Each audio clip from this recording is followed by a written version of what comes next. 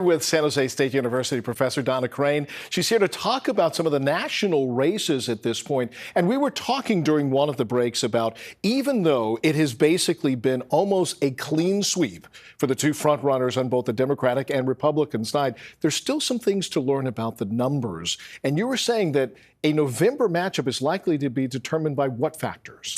I would argue that the three big factors that are going to determine whether it's Trump or Biden in the White House come this time next year would be, what do swing voters do? And by swing voters in this case, what I mean is Republicans who might be hesitant about Donald Trump. And tonight they're probably casting votes for Nikki Haley. So I'm looking at some counties in some key places to see how are those people performing. So those are persuadables, people that might be Republican leaning, but they could make an argument, a closing argument from the Biden campaign. That's right, except I would say they're actually Republicans in their heart. They're not even necessarily Republican leaning. These are Republicans who just are not totally sold on Trump. They might not stick with him. And if I were like Biden's campaign staff, I'd be looking to poach those voters. So I'm looking at those numbers tonight.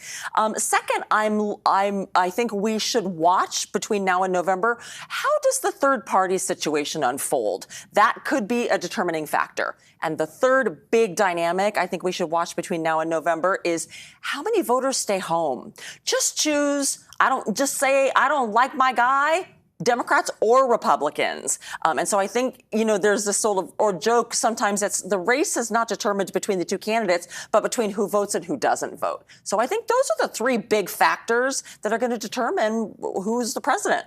Now, there is a lot of runway between now and November, but what are some of the issues that might make a potential voter say, you know what, I was inclined to vote for this person, but I'm going to just not vote?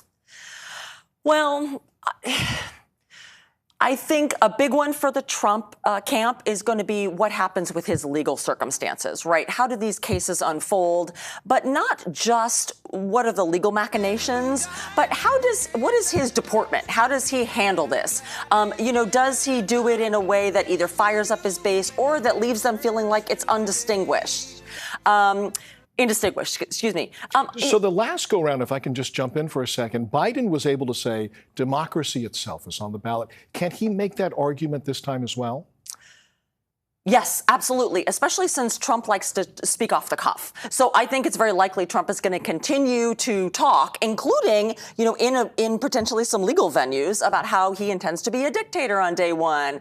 I do think Biden can make that argument. I must say, I do actually think it has another edge to it, though, which is sometimes Trump supporters who hear that kind of talk actually say, that's exactly what I want, and they double down on their commitment to him. All right. So a lot of issues that will be decided between now and Election Day. Thank you for some of that insight and analysis, looking into the numbers from what has, at least to this point, been sort of runaway victories for these two front runners. Donna Crane, thank you so much.